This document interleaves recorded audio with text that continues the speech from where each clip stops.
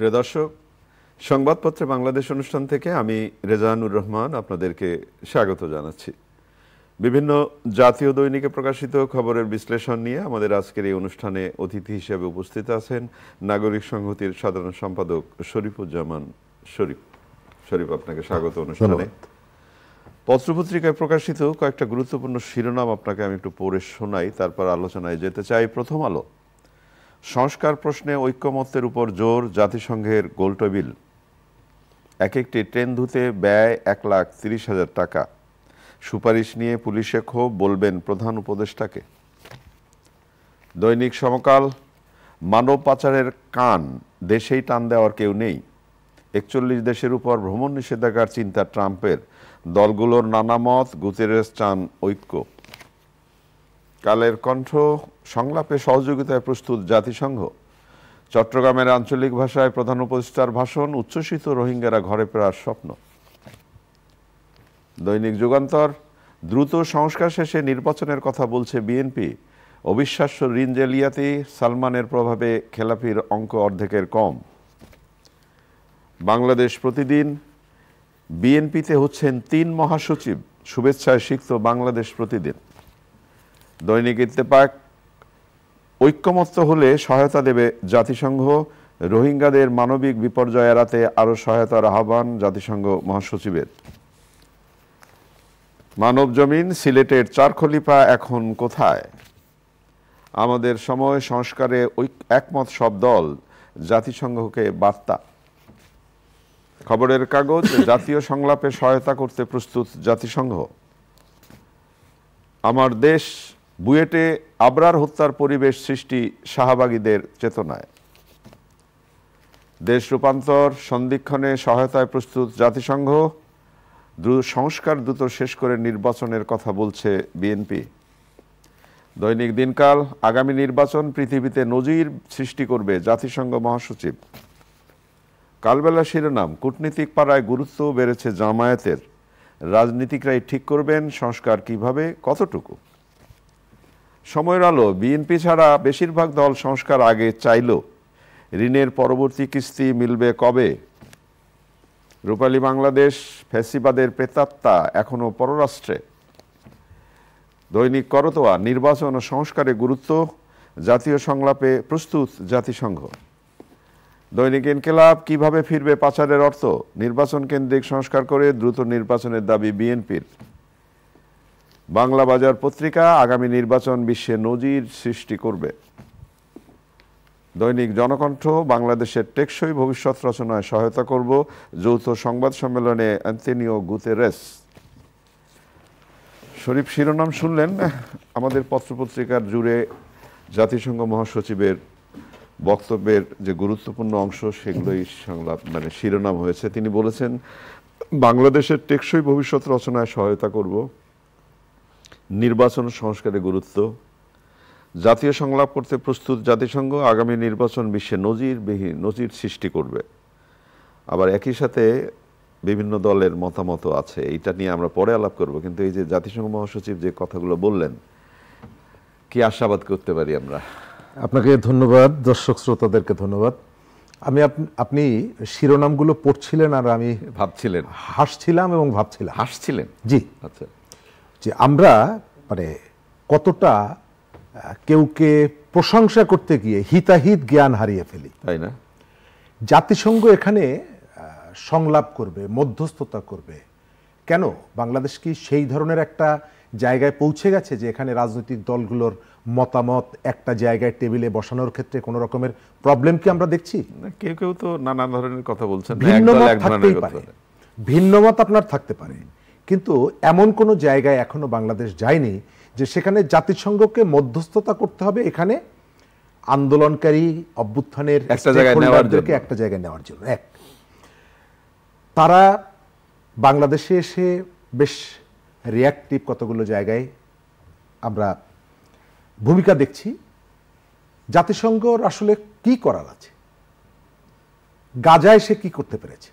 আপনি যদি এখন এই প্রসঙ্গ তোলেন, আমি ওই প্রশ্নগুলো তখন আপনি মানবতার জায়গাটা বলবেন, মানবিকতার জায়গাটা বলবেন। আপনি পাশেই যে রোহিঙ্গাদের যেখান থেকে এসেছে মিয়ানমার সরকারের সাথে, সেখানেও কি কোনো ভূমিকা রাখতে পেরেছে? আমি মনে করি যে বাংলাদেশের পলিটিক্সে ইতিমধ্যেই একটা জায়গায় রাজনৈতিক দলগুলোর মধ্যে আলাপ আলোচনা হচ্ছে, জাতিসংঘকে মনে হয় এটার সাথে জড়িত করা কোনোভাবে উচিত হবে না। গতকালকে বিএনপির মহাসচিব কিন্তু বলেছেন যে কেন জাতিসংঘ এই রাউন্ড টেবিলটা করলো আমি বুঝলাম না। এখানে কেউ কি তাদেরকে সংলাপ ডাকার জন্য অনুরোধ করেছে কোনো পক্ষ? তা না হলে আমি এর ভেতর থেকে কতগুলো বিপদের আলামত টের পাই। এই ধরনের প্রতিষ্ঠানগুলো একেবারে নিজের আগ্রহে রাজনৈতিক দলের দাবি ছাড়া একটা দেশে এসে সংলাপ এবং রাজনীতিতে ভবিষ্যতে সহযোগিতা করা, আমরা কিন্তু এদের সহযোগিতার মাত্রাটা দেখেছি। স্টিফেন নিনিয়ানকে কিন্তু তারা পাঠিয়েছিলেন, তারাঙ্ককে কিন্তু তারা পাঠিয়েছিলেন। তো রাজনৈতিক বিভাজন থাকলে জাতিসংঘ কি ভূমিকাটা পালন করতে পারে এটা কিন্তু বাংলাদেশের ইতিহাসে এর আগে আমরা দেখেছি। আর এখন পর্যন্ত রাজনৈতিক দলগুলোর মধ্যে এখানে ডোমেস্টিক ইস্যু, এই ইস্যুতে জাতিসংঘকে এখন পর্যন্ত যারা কেউ যদি নিয়ে এসে থাকেন এবং এই প্রক্রিয়ার মধ্যে মানে যুক্ত করে থাকেন, তাহলে তারা খুবই অন্যায় কাজ করেছেন, ভুল কাজ করেছেন। কেন? বাংলাদেশের রাজনীতিতে আমরা নিজেরা একটু চেষ্টা করে দেখি, আমরা যারা এই গণ অভ্যুত্থানের অংশীদার ছিলেন যে দলগুলো, তাদের মধ্যে কিন্তু সেই ধরনের কোনো সম্পর্কের অবনতি ঘটেনি যে জাতিসংঘকে এখানে ভূমিকা রাখতে হবে। জাতিসংঘ বিচার প্রক্রিয়ার ক্ষেত্রে যদি কোনো ভূমিকা রাখার সুযোগ থাকে, ওই প্রক্রিয়ায় তাদের সুযোগ আছে। জাতিসংঘ সেখানে আমাদেরকে সহযোগিতা করতে পারে যদি আমাদের প্রয়োজন হয়। কিন্তু রাজনৈতিক প্রক্রিয়ায় তাদের অংশগ্রহণ এবং কেউ যদি এটাকে সমর্থন করে, আমি তারও প্রতিবাদ করি, আমি তারও বিরোধিতা করি। কারণ একটা ইন্ডিপেন্ডেন্ট কান্ট্রি হিসাবে আমরা যেমনিভাবে আগে ওই যে প্রতিবেশী ভারতের নাক গলানিকে আমরা পছন্দ করিনি, এখন পাকিস্তান কোনো কোনো ক্ষেত্রে নাক গলানোর চেষ্টা করে, আমেরিকা, রাশিয়া, ব্রিটেন, চীন, এদের যে নাক গলানো, কোনো নাক গলানোই আমরা পছন্দ করি না। বাংলাদেশ, তার সামনে একটা সুযোগ এসেছে গণতন্ত্র প্রতিষ্ঠার, আইনের শাসন প্রতিষ্ঠার। যদিও আমাদের এই 7 মাসে সেই স্বপ্নের অনেকটাই ফিকে হয়ে গেছে, তারপরেও আমরা আশাহত নই। আমরা এখানে যারা আছি আমরা চেষ্টা করে দেখি বাইরের থেকে আমাদের যদি প্রয়োজন না হয়, তাহলে আপনার জায়গা থেকে অযাচিতভাবে এই সহযোগিতা করার কোনো প্রয়োজন আছে বলে অনেক ধন্যবাদ আপনাকে। আপনি খুব গুরুত্বপূর্ণ কথা বলেছেন যে আমাদের যদি খুব জরুরি প্রয়োজন না পড়ে, তাহলে এই যে বিএনপি মহাসচিব তো বলেছেনই যে কেন সংলাপ, সেটা আমি সেটাই মনে করি।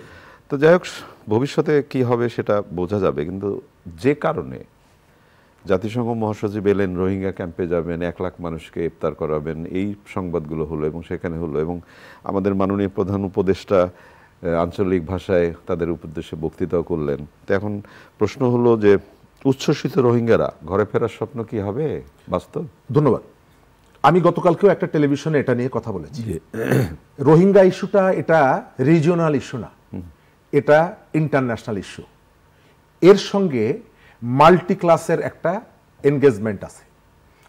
এটা বাংলাদেশ এবং মিয়ানমারের সীমান্তের ভেতরে কতগুলো ঘটনা ঘটেছে, তারা চলে এসেছে, এরকমের বিষয় না। এর সঙ্গে আমেরিকার বার্মা অ্যাক্টের সম্পর্ক আছে, এর সঙ্গে চীনের সম্পর্ক আছে, ভারতের সম্পর্ক আছে, ইউরোপীয় ইউনিয়ন তারা একটা দৃষ্টিতে দেখে। সুতরাং এখানে ডক্টর ইউনূস এবং জাতিসংঘের মহাসচিব একমত হলেন, সমস্যার সমাধান হয়ে গেল, আমি সেটা মনে করি না। রোহিঙ্গা ইস্যুটাকে ডিল করার ক্ষেত্রে আমাদের যথেষ্ট সংকীর্ণতা ছিল, ব্যর্থতা ছিল, এবং আমাদের সাথে অনেকে বিশ্বাসঘাতকতা করেছে। আন্তর্জাতিক সম্প্রদায় রোহিঙ্গাদের যখন পাঠায়, যে প্রতিশ্রুতি আমাদেরকে দিয়েছিলেন সেই প্রতিশ্রুতি তারা রক্ষা করেননি।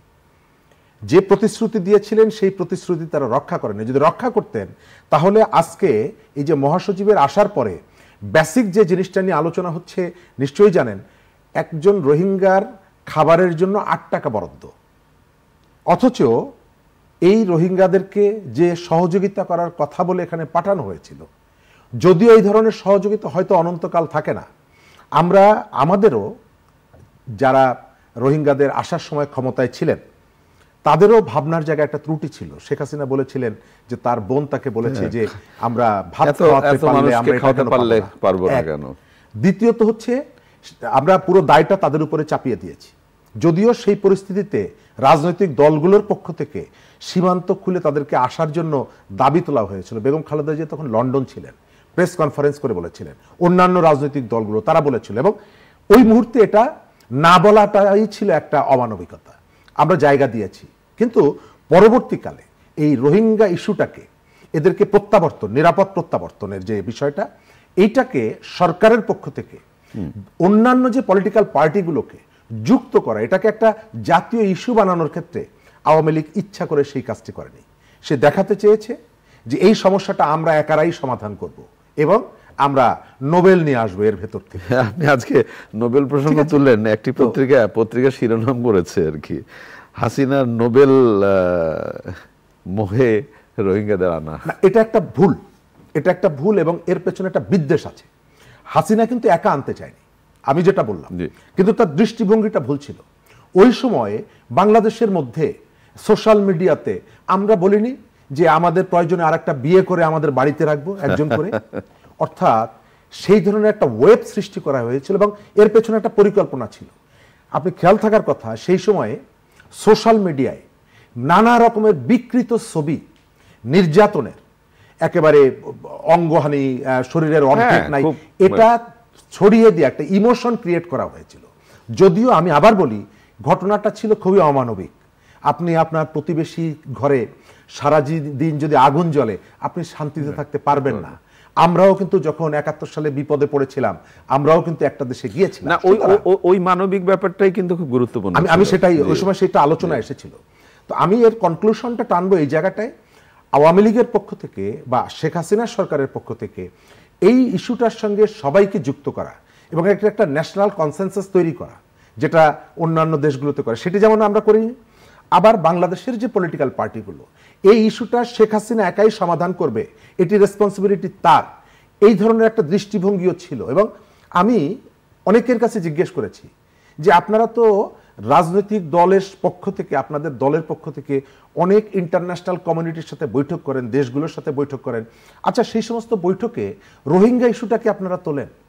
আমি অনেকের কাছে জিজ্ঞেস করেছি যে এটা তো সরকারের বিষয়, অর্থাৎ রাজনৈতিক দলগুলো, একটা কথা বলেই পার পাওয়া গেল আর কি, সরকারের বিষয়। ওই সরকার যেমন উদ্যোগটা, তবে আমি মনে করি যে উদ্যোগটা নিতে হয় সরকারকে। আমাদের যে প্রধান উপদেষ্টা, এখন আমি বলি যে সারা পৃথিবীতে তার যে ইমেজের কথাটা আমরা বলি, প্রচার করি এবং শুনি, এটি প্রমাণ করার জন্য কতগুলো কাজের ভেতর থেকে আরো বেশি মানুষের কাছে তুলে ধরার সুযোগটা এসেছে। আমরা আশা করি সেই কাজটি তিনি করবেন, চেষ্টা করবেন এবং সফল হবেন। ধর্ষণ শব্দটি না বলবার জন্য, তার বিকল্প নির্যাতন বা এই ধরনের কিছু কথা বলবার জন্য বলা হচ্ছে, এটা ভালো, কিন্তু অবস্থাটা কি দাঁড়ালো? অবস্থাটা দাঁড়ালো, এটা উনি কোন হিসাবে বলেছেন আমি জানি না। অপরাধের ক্যাটাগরি আছে, মার্ডার, অ্যাটেম্পট টু মার্ডার, অথবা ওই যে দস্যুতা, চুরি, ছিনতাই, প্রত্যেকটা আলাদা আলাদা অপরাধের জন্য আলাদা আলাদা শাস্তি আছে। নির্যাতন, অনেক রকমের নির্যাতন আছে, পারিবারিক নির্যাতন ইত্যাদি ইত্যাদি, তার জন্য শাস্তির ভাগ আছে। ধর্ষণের জন্য আলাদা শাস্তি আছে। এখন বলা হচ্ছে মৃত্যুদণ্ড দিতে হবে। পারিবারিক নির্যাতন অথবা একজন গৃহকর্মীকে নির্যাতন, তার জন্য এক ধরনের শাস্তি আছে, আর ধর্ষণের জন্য কিন্তু মৃত্যুদণ্ডের কথা এখন বলা হচ্ছে। সুতরাং দুটোকে আপনি এক নামে ডাকলে এর ভেতর থেকে কোন নাম হবে, কোন অপরাধ হবে, এটি একটু গুরুত্বপূর্ণ। আমার ধারণা ওই যে আবেগের বশে বলে ফেলে না, এবং নিজেদেরকে ব্যর্থতাকে আড়াল করে দেওয়ার জন্য। কয়েকদিন আগে এই ভদ্রলোক বলেছেন যে ঈদের সময় যার যার রেসপন্সিবিলিটি তার। আমি দেখি আমাদের এই ডিপার্টমেন্টগুলো রাজা যায় রাজা আসে, কিন্তু এদের মেন্টালিটির যে পরিবর্তন, একজন মাননীয় মন্ত্রীর কথা মনে পড়লো, আল্লাহর মা আল্লাহ নিয়ে গেছে, শেষ করে না করুক তারা। শরীফ, শেষ করি একেবারে ছোট্ট করে একটা শিরোনাম পড়ে। এক একটি ট্রেন ধুতে ১,৩০,০০০ টাকা ব্যয় হয়েছে। একটি মেশিন আনা হয়েছিল, সেই মেশিনে যদি আপনি, মেশিনটা অকেজো হয়ে গেছে, তা হিসেব করে দেখা গেছে মেশিন আনার পর যে টাকা খরচ হয়েছে তাতে প্রত্যেকটি ট্রেন ধুতে ১,৩০,০০০ টাকা খরচ হয়ে গেছে। এখন যেটা বলা হচ্ছে ম্যানুয়ালি না করে যদি এই যে ধোয়ে, তাতে মাত্র ১,০০০ টাকা খরচ করে একটা ট্রেন ধোয়া যায়। এখানে প্রকল্পগুলো নেওয়া হয়, প্রথম হিসাব করা হয় এই প্রকল্প থেকে আমার কতটা পকেট আয় হবে। আয় হবে, এবং তার সাথে বিবেচনা করে প্রজেক্টগুলো নেওয়া হয়। এই দুর্নীতিটা বন্ধ হোক, আজকে যারা এসেছেন তারা চেষ্টা করুক। তবে এখন পর্যন্ত সরকারি লেভেলে অনিয়ম দুর্নীতি বন্ধের জন্য দৃশ্যমান কিছু আমি দেখিনি। আমরা চাই সরকার সেন্টিমেন্টটা বুঝুক।